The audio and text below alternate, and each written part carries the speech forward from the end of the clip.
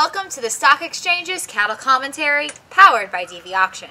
I'm Jamie Johansson, and here are this week's beef headlines.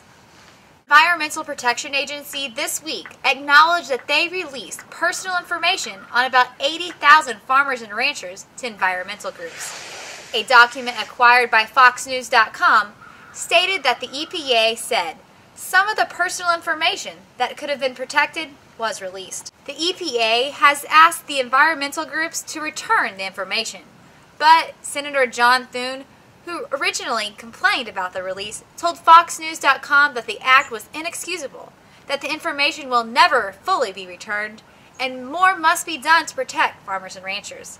He is also questioning if the release compiled with the Federal Privacy Act of 1974. Cattle theft continues to rise in southwest Missouri. Several sheriff's departments reported more than 500 head of cattle have been stolen in the last year. Dwayne Hughes has been farming in the area for 62 years and recently lost 22 head of cattle to cattle theft. You come and feed them the next Monday morning, and you haven't got any cattle there. They're gone. 82-year-old farmer Dwayne Hughes of southwest Missouri woke up one morning to find 22 of his cattle gone. With each head valued around $1,000, Hughes says it doesn't take a mathematician to figure out it was a big financial loss.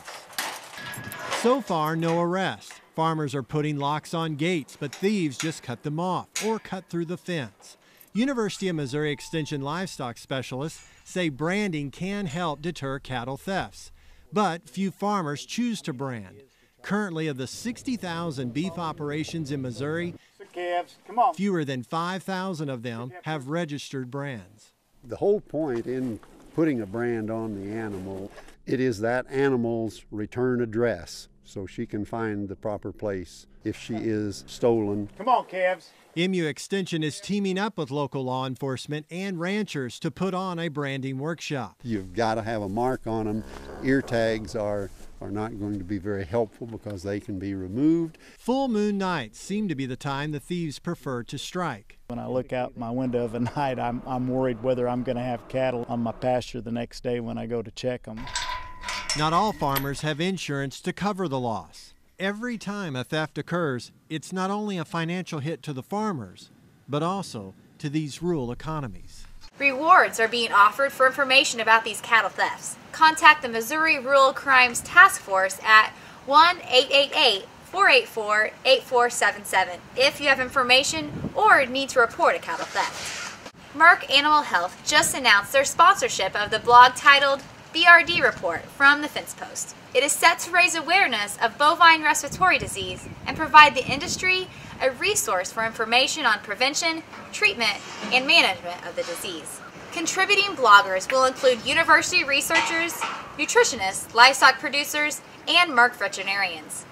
These experts will provide insight into stress, nutrition, transportation, facility management, and clinical signs of the disease.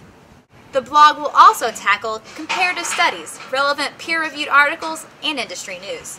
You can find the Merck Animal Health's new blog at brdreport.com. I'm Jamie Johansson, and that's this week's Beef Headlines. Thanks for tuning in to this edition of the Cattle Commentary.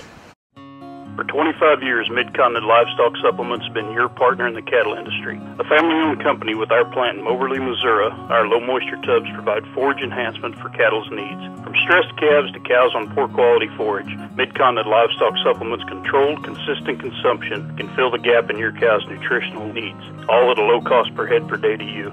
To find a salesman in your area, visit us on the web at www.mlstubs.com.